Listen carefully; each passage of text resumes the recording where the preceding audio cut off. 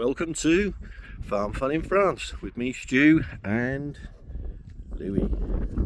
Now, we're now off for a walk. It's not the sunniest of days today, so come for a walk with us, and hopefully the sun will come out. He's ready for his walk. Lou, say hello. This is my little French bulldog. He's about 5 now, I think. I think he's about 5 or 6 actually. And he does love his walks. So we're going to go for a walk around the block, which takes about an hour, and it's 2 miles. So we go all the way around and then back up again. Okay, right, I'll just get him down. Down you come, Luke. There you go. Gotcha. Okay, so Snuffler on tour.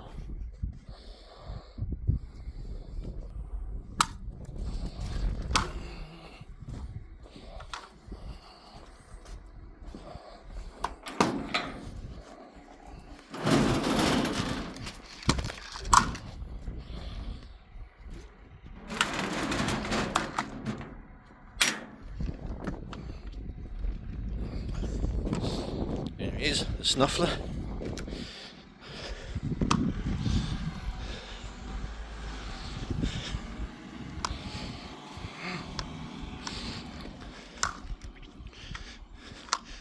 So, it's a quiet little French village here. Used to be really busy at one point, I think, with animals and cattle. I mean, most of the old barns and stuff you can see where they've got hatches for horses' heads to stick out. So, predominantly, the bulk of the farming here was done with oxes and horses. But nowadays it's done with tractors. But yeah, he didn't have the first tractor that came into the village, I was told, was a little grey Massey Ferguson. And John was telling me he got that. I think he was one of the first ones in the villages to get it, and they got that in 1950, I think. I think that was the first time that a tractor had turned up here. But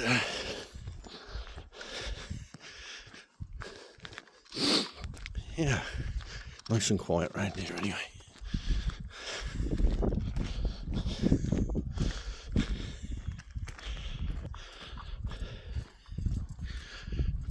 So yeah, normally it's nice and sunny, but should get out later. At the moment it's not very sunny, it's a bit of a nip in the air, but it's not too bad. Yesterday was warmer. He's looking forward to his walk. I held off a bit this morning. I normally take him out first thing, but because it looked like it was going to rain, so we'd hang fire. Some tractor porn.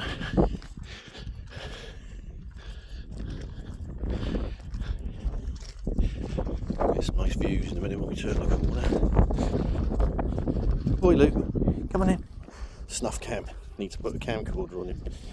Get the old GoPro on him. I need to have him on a lead, because the thing is, if I didn't have him on a lead, he's got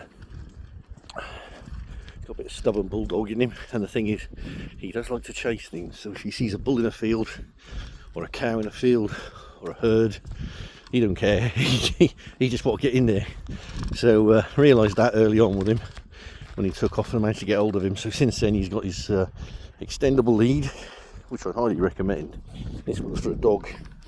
This is an 8-metre one, German, so it's well made, and Flexi is called, giant L. So it'll take a bigger dog, a lot more weight, but I need it with him because he's a wrecking ball. Once he turns heels and starts going, taking off, he'll run full extent and then come to a sudden abrupt stop. But he does love it. At least he's got freedom on this, you know. If I need to pull him in, I can.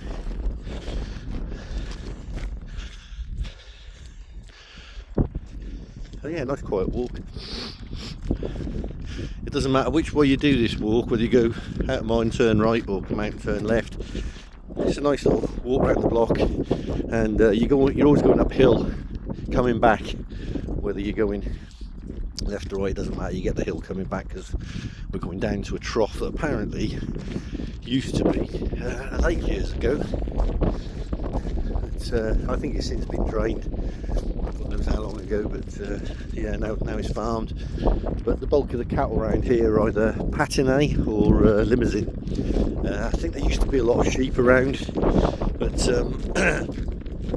like a lot of places, the money went out of sheep. You know, as soon as you got a decline in the wool, it was costing about, I think in the UK, I think it was something like £10 to shear a sheep, but the fleece is only worth £10, so yeah, I think the money's in lamb really, if you're selling lamb, but I think you're probably better off sticking to beef, so that's what the farmers around here tend to do, stick to beef.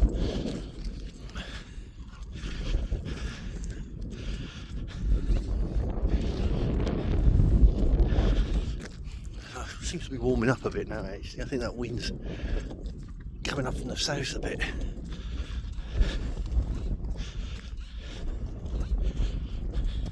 So yeah, I made the move to France about 6 years ago. Always wanted to come to France since I came in a truck in the 1980s with my stepdad, and just loved the open roads, peaceful way of life, everything's slower. Not so many people, not so much traffic, and just always loved rural France really. Previous jobs I spent a lot of time on farms in Suffolk, Norfolk. I used to be a commercial tyre fit years ago, so not many jobs. So yeah, I always love the countryside. There's just something about it, and the fresh air, lack of people, and it's just nice. But yeah, love the place, and the people are great. I mean, there's probably only about 24 houses in the commune. Hello. And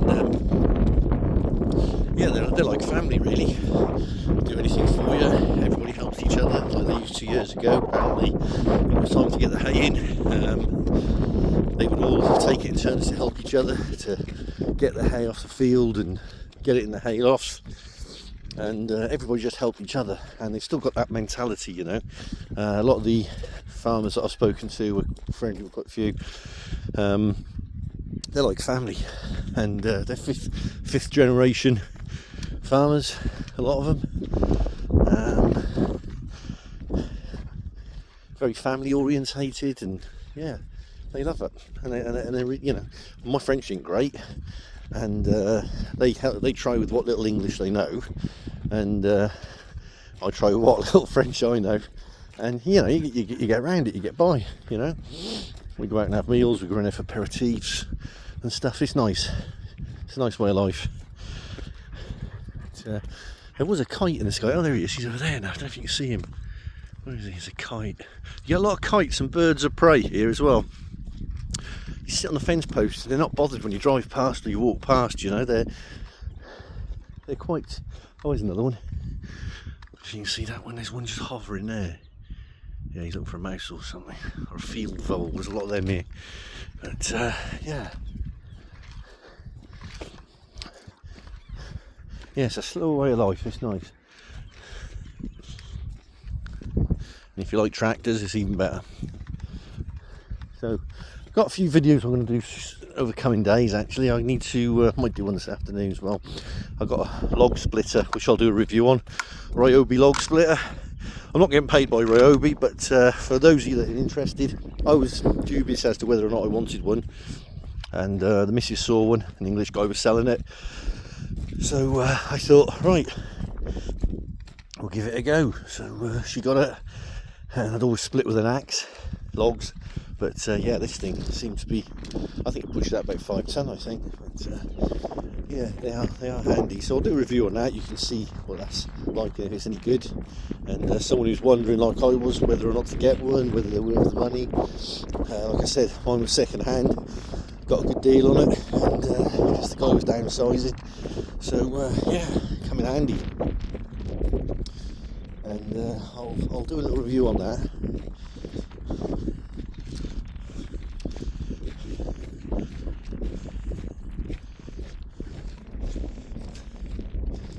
He does love his walk. it's nice and quiet, so good for the soul and the mind when it's like this. All you can hear is just the birds, occasional tractor in the background. And then when you get back, all you can think about the last few steps, get a nice cup of tea on, get a brew on.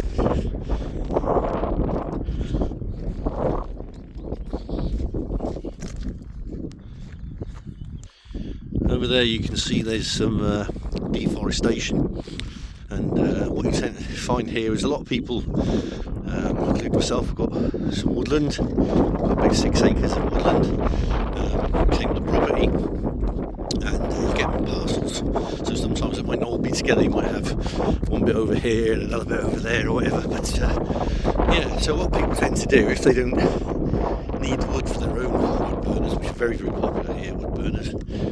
I saw something on the internet the other day where they're starting to ban them or cut down on them or something in the UK because of the smoke or whatever, but God, there'd be an uproar if they did that.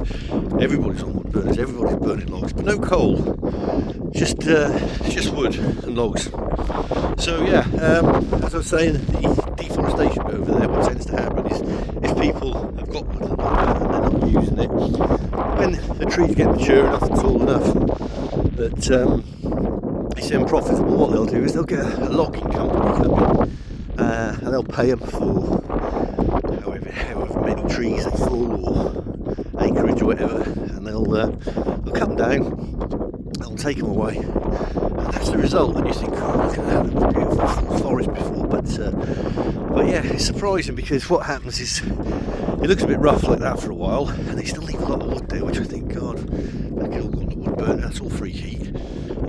So what tends to happen is they then they cut it down, they clear it, but then you start to get the brush, and then you get the insects. So it's like, you know, it looks devastating, but it's good for the wildlife because then you start to get loads of different species get in there that otherwise wouldn't be if it was just an old dark forest. So yeah, and before long it starts to spring up again into young trees, and then you tend to find the brush goes and it becomes back to forest again. But that is a big thing here, you see that a lot, you know.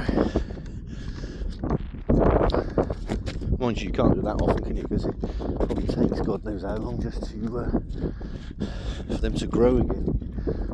Well, they're probably 50 years old now. But yeah, a lot of the farms and people like that, they've got a lot of land. And then the fence posts here, you see, the logging companies, they tend to take them all the wood and they'll split and make a lot of these fence posts. Now, one of my farmer friends, he cuts and bales the grass on the field there probably about twice a year, gets a load of bales out of that, and what he tends to do in return is when he pulls out these posts, so that one, they've got a bit wobbly at the bottom. A lot of them can be oak, ash, some other wood.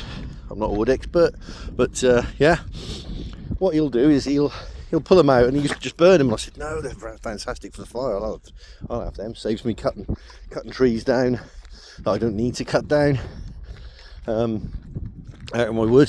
So what I do is he'll drop off a load to me. I've got some there now actually. It was dropped off the other day. I'll see him on the way back. And what I'll do is I'll cut them up, and they make great firewood. You know, they're super well seasoned. Some of these posts have probably been in for years. So yeah, they're well dry, and if they got wet, they soon dry out. But no, they burn nice. So yeah, help each other. You know, that's how it is. He has the hay off the field, and that helps me out because he's cutting it.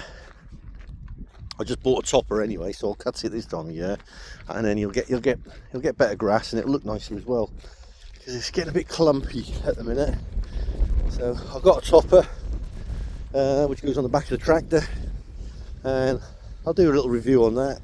That needs a little bit of a paint up, a bit of a service, and then we'll get that coupled up to the back of one of the tractors, either the Somica 750 or little grey Fergie, which is a TVO, little petrol one, or petrol and paraffin they used to be, and we'll see how that goes on the back.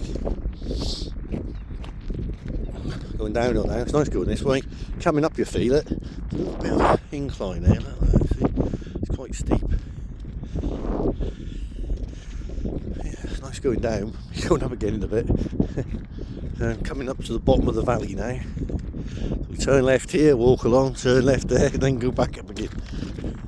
Anyway, Lou's loving it. Louis, you enjoying it? Are you enjoying your walk? Louis, say hello to the people. Lou, Louis, hello, Snuffler. Good boy, he's a good boy. He's come on in, off we go. So try and give him his walk around the block every day. He loves it.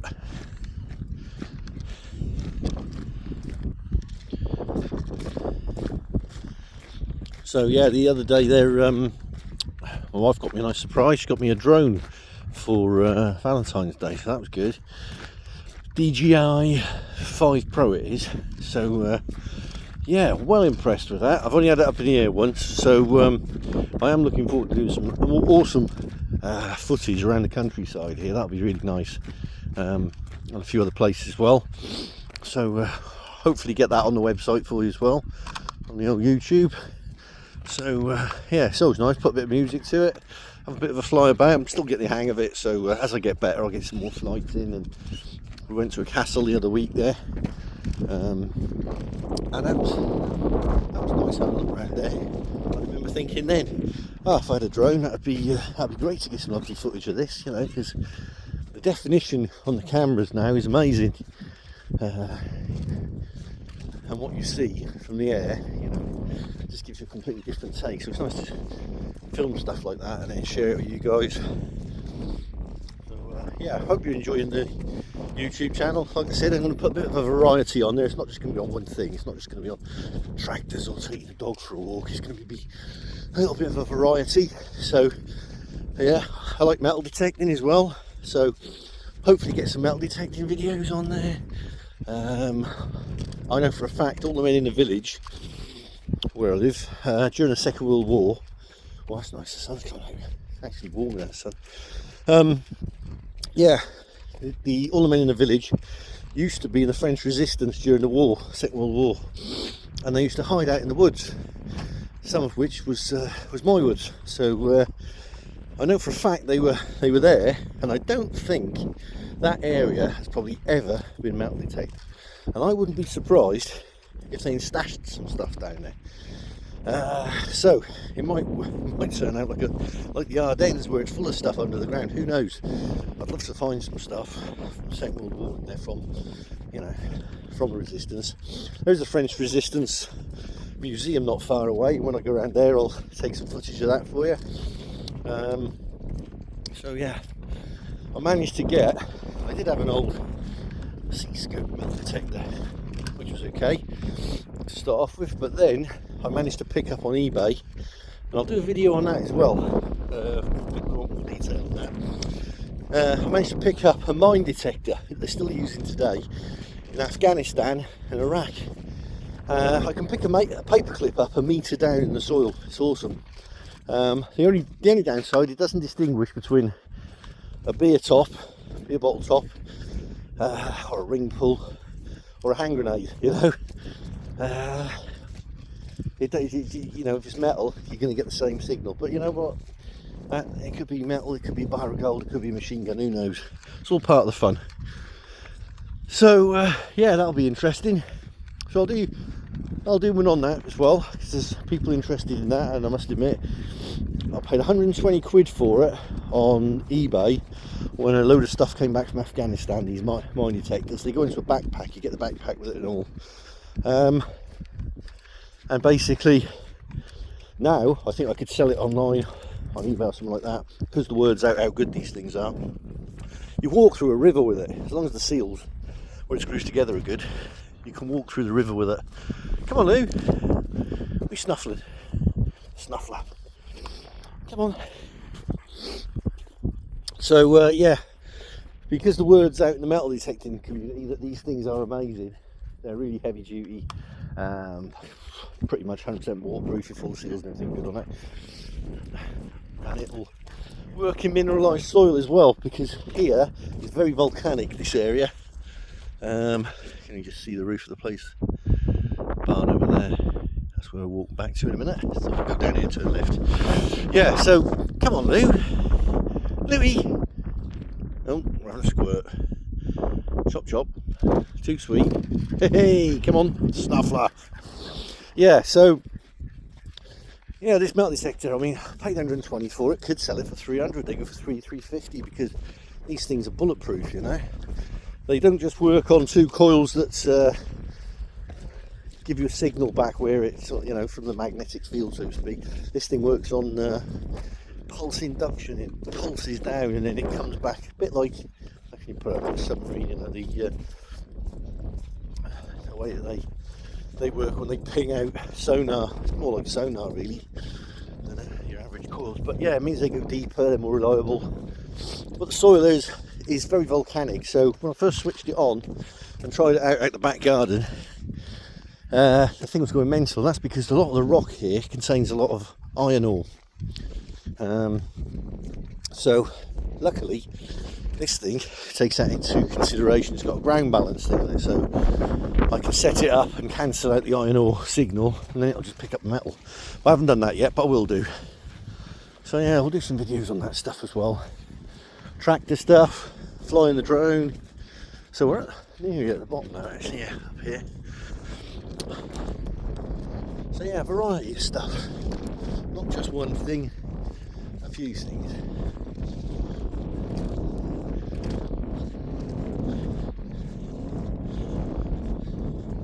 That's nice, isn't it, Luke? We don't see a soul when we go for a walk in the morning. Occasionally we might see a farmer, one of our neighbours or whatever, but other than that, as you can see, it's dead quiet.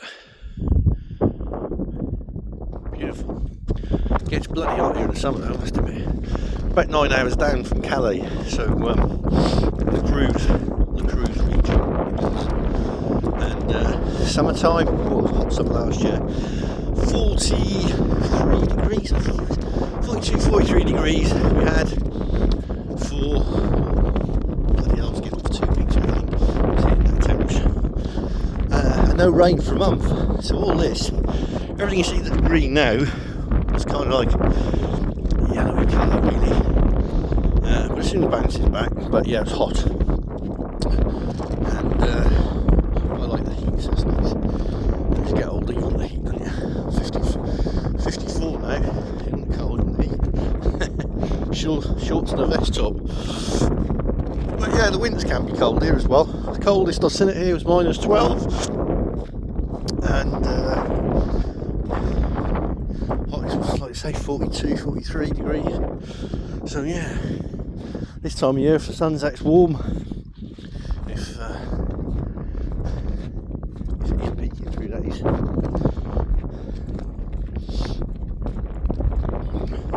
There was a guy stuck down here on the corner last year. He pulled up in a little motorhome camper thing. I think it was some Ford thing he got, some Transit, just on the corner.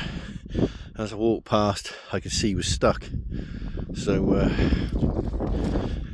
said to him, do you want to pull out and get the tractor? Like, so I went and got the tractor, put a chain on him and just pulled him out. He was over the moon with that. He was over the moon. I think he gave me a bottle of wine and a jar of some,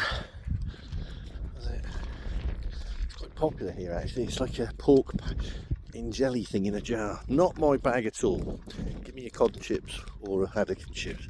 So yeah, the cat enjoyed that, and I think the Snuffler there had some as well. He enjoyed it. But yeah, that's where he was stuck. I can still see the trough where his wheel was actually. There. That's it, there you go. That was where his wheel was. Front wheel drive van thing, and he was stuck. We'll go down there another day, Lou. We'll go down there tomorrow. We'll go through the woods tomorrow. Come on, don't look sad. We'll go tomorrow. Yes, we will. We'll go tomorrow. Come on. Let's go to the roadways today. So I need to get on when I get back. Yeah, so he might pull out and he was happy.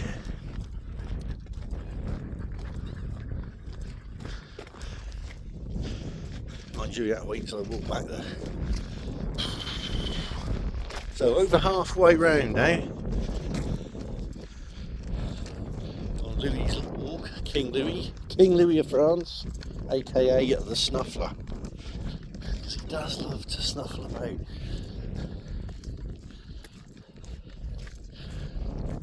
So yeah, the haunted woods. I call it the haunted woods because it always feels a bit creepy in there. I know for a fact that during the war, one of the neighbours was telling me that his brother was, like, Germans came through, they caught him, and they said, you know where the French resistance are hiding, out in the woods. Either you take us to them, show us where they are, or we're going to shoot you. Well, he knew then he was going to be shot anyway. So obviously he was never ever going to take them to where they were or tell them where they were, because they'd all get killed. So apparently they brought him down there and they shot him in the woods. Terrible, huh? But yeah, it's a lovely quiet wood, but when you walk through, sometimes, you know, when you just feel like you're on your own, but you're not on your own. It's one of those sort of feelings. You feel like you're being watched, probably because you are being watched. All the wildlife in there watching you. But yeah, it's a lovely wood. Often drive through there with a tractor. I don't know the video going through. I need to give the tractor a run actually, so I quite often like to have a little safari ride through there. So yeah, the haunted woods, and it's full of sanglier, the old wild boar. So quite often, if I come down there, I will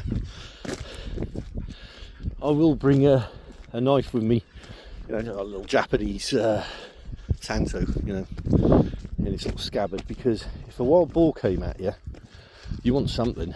I'm not being funny, but you don't want to be punching one of them on the nose. I ain't gonna let go of you. I'll grab hold of your leg, tear you open with his tusks. If it bites your leg, it's gonna crunch the bone. Talking serious beast there, and they get angry. So yeah, they might hear you and clear off, but there is a lot of wild boar in there, I know that for a fact. And also there is a lot of deer in there. Nice to see the deer, they don't bother you, but the wild boar, you've got to be a bit careful with them. They are powerful. I had a pet pig years ago, and I was talking to the vet. This was in the UK.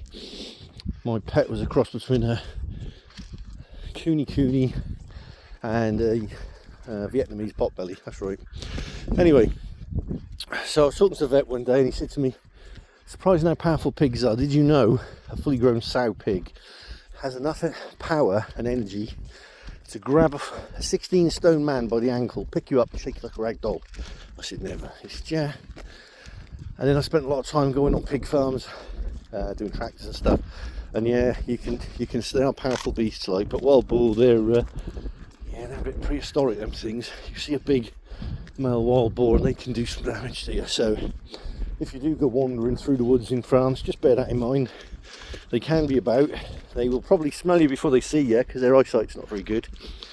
But yeah, they will attack. And I think if you've got a wild boar come at you in there, the best thing you do is try and climb up a tree. Get your ass up the tree, get up the tree, you know, because you certainly don't want to stand and fight it, that's for sure. So yeah, I always carry a knife on me when I go through there, big one, because at least if something rushed me, at least I've got a chance of fucking slitting its throat or stabbing it, trying to get the thing. I'd rather have that than nothing, that's for sure. So yeah, especially if you're walking through there, you definitely want something to protect yourself with, that's for sure. Because I mean, if I was in the middle of that and screamed out, do you think anyone would even hear you, you know?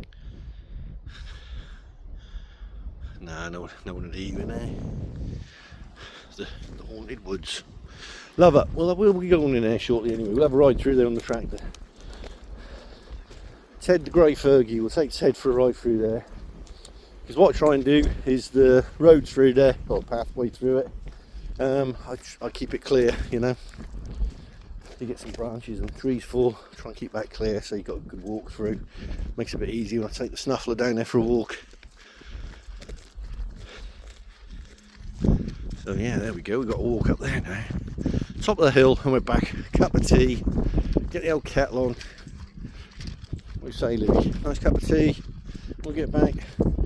Yeah, I know what you're thinking. He wants a bit of my pan of raisin. That's what he wants. Lou, you right? Come on in. Good boy.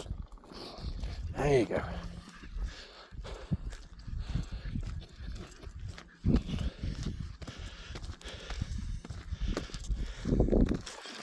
So yeah, the sun is trying to get out. I think you can see there's a bit of blue sky up there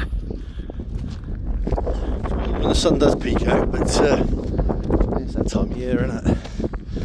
You dress up because it's cold, the sun comes out, you get too hot, and then you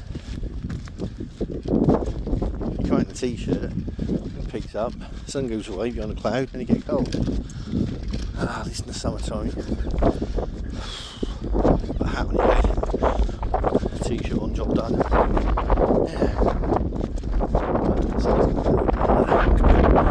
I can see it's coming.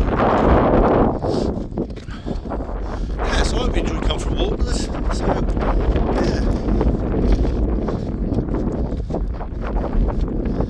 I better check chickens in a minute because I hate chickens. Yeah. 5 or 6 eggs a day. Unless they're all laying. It's average about 5 or 6 a day. That's nice. Can't beat that. It's a big area to run around. It's happy birds, happy eggs. And oh boy, you taste the difference. The difference between chickens that you're feeding yourself, crushed corn and seed, and there's pellets. The difference between that and supermarket eggs are chalk and cheese, orangey yolks. But the birds are happy, and I think you put a bit of that happiness into their eggs, you know, and you can taste it. So yeah, when I'm away at work, I work offshore for 6 months of the year, so I do 2 on 2 off, which is going to change to 3 on 3 off. You know, I eat a lot of eggs out there, but I eat eggs every day. But the difference between the eggs at work and the eggs at home are completely different. So we'll have a look and see what the girls have left me in a minute. We'll see what they've got in the coop. Yeah, going uphill now. You can see it. So,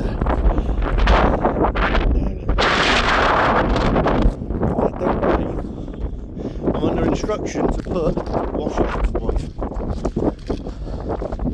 French class all day. So she said, if it's not raining, put washing out. I said, okay. So, yeah, I'll put washing out in a minute. I think we'll get back. Just got to go up the hill there now. So our place right in front. Alright, Louie. Where's Lou? Okay, Lou, come on, we're nearly there. Not long.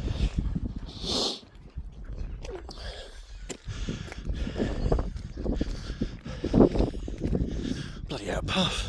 I need to get my cardio up, Lou. I should be jogging around the block, not walking. Huh? You don't care. Full of beans you go again. I'll have to get your wipe off when we get in, Lou, because you're a bit close to the ground, so you get muddy pools. Snuffler on tour.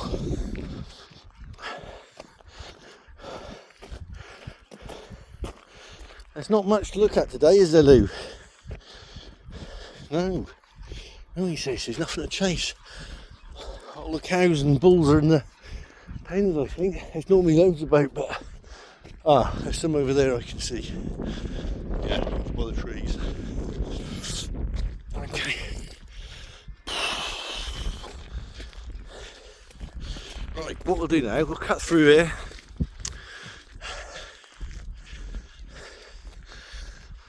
Cut into my field here, then we'll walk up and see what the birds left us. Come on in. See if we've got some eggs, Lou. You can come under here, I'm going to step over it. Come on, Lou. Good boy, up we go. This way. Come on, baby. Good boy. That's it. Yeah, come on. Lou, come on. That's it. Right.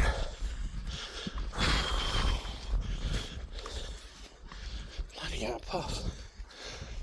Put some young trees here all the way up the side. I love trees. So I think a lot of them are fruit trees. So So only put them in before the summer, or in the last summer. So it'd be nice to see a leaf or two on them soon in the coming months.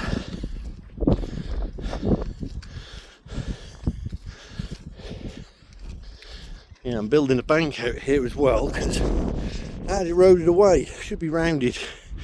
And then when I had a new fosse septique, as they call it, up put in the ground, all the rock and soil that came out they put there, so I'm slowly digging that down and putting that over the side to build that out. So going uphill. So here's the chicken pen. They've got a nice big area around it because it's windy. They're under that.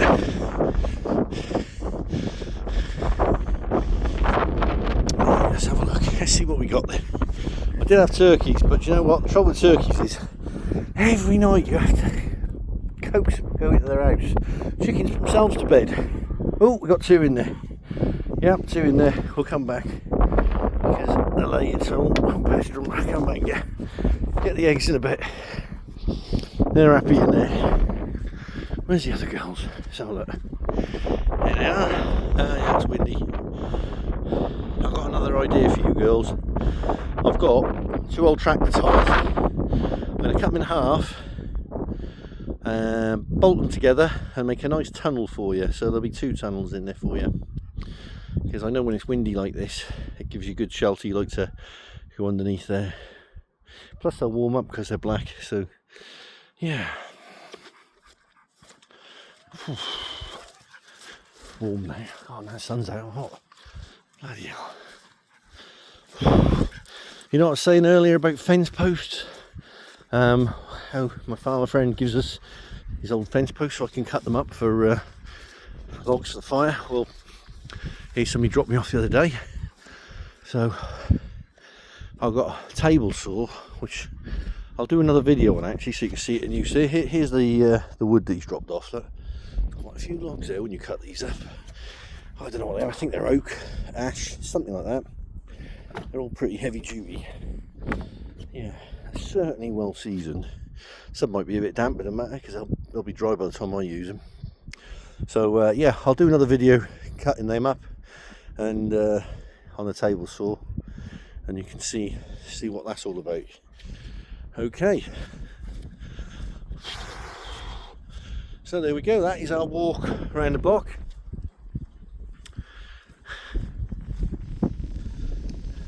So we'll get in there and have a cup of tea, and hope you enjoyed our walk with us, and we shall do some more vids soon on some other random stuff, but yeah, until then, stay safe.